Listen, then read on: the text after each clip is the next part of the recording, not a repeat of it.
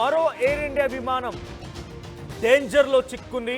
ఆ తర్వాత తుట్టులోనే అపాయం నుంచి కాపాడుకోగలిగింది. ఎయిర్ ఇండియా విమానం AI2455 ఈ విమానంలో ఇంజన్లో సమస్య తలెత్తింది. నిన్న తిరువనంతపురం నుంచి ఢిల్లీకి వెళ్తుండగా ఒక సాంకేతిక సమస్య తలెత్తింది. టేకాఫ్ అయినటువంటి కాసేపటికే సమస్యని గుర్తించారు పైలట్. ఇక వెంటనే ఏటీసీకి సమాచారం అందించడంతో ఆ పైలట్ సేఫ్ ల్యాండింగ్ కోసం 2 గంటల పాటుగా గాల్లోనే చక్రాలు కొట్టాల్సి వచ్చింది విమానం.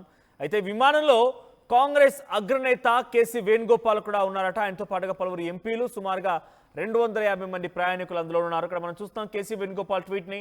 Air India flight AI2455 from Thiruvananthapuram to Trivandrum to Delhi, carrying myself, several MPs and hundreds of passengers came frighteningly close to tragedy today. So ఒక పెద్ద ప్రమాదం నుంచి తప్పించుకున్నామని రకంగా ఆయన ట్వీట్ చేశారు. What began as a delayed departure turned into a harrowing journey. Shortly after takeoff, we were hit by unprecedented turbulence. About an hour later, the captain announced a flight signal fault and diverted to Chennai. For nearly 2 hours, we circled the airport awaiting clearance to land until a heart-stopping moment on first attempt. Another aircraft was reportedly on the same runway.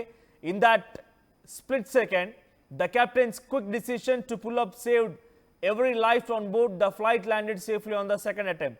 We were అంటే మొదటగా ఆ ఫ్లైట్ని ఏటీసీకి సమాచారం అందించిన తర్వాత ఏటీసీకి కన్ఫర్మేషన్తో మళ్ళీ అది land అవ్వడానికి వచ్చిందట. ల్యాండ్ అవ్వడానికి వచ్చేటువంటి ఆ ఫస్ట్ అటెంప్ట్లో అక్కడ ఒక విమానం ఆల్రెడీ ఉండిపోయింది. అది టేక్ ఆఫ్ అవ్వడానికి ఉండిపోయింది, అక్కడ నిలిపేశారు. సో ఆ విమానం ఉండడంతో మళ్ళీ గాల్లోకి ఎగరాల్సి వచ్చింది. సుమారుగా మళ్ళీ గంట సేపు పాటుగా గాల్లోనే చక్కర్లు కొట్టి సెకండ్ అటెంప్ట్లో సేఫ్గా మళ్ళీ అక్కడికి చేరుకున్నాం, సేఫ్గా ల్యాండ్ అయ్యామని చెప్పి కేసీ వేణుగోపాల్ చెప్తున్నారు.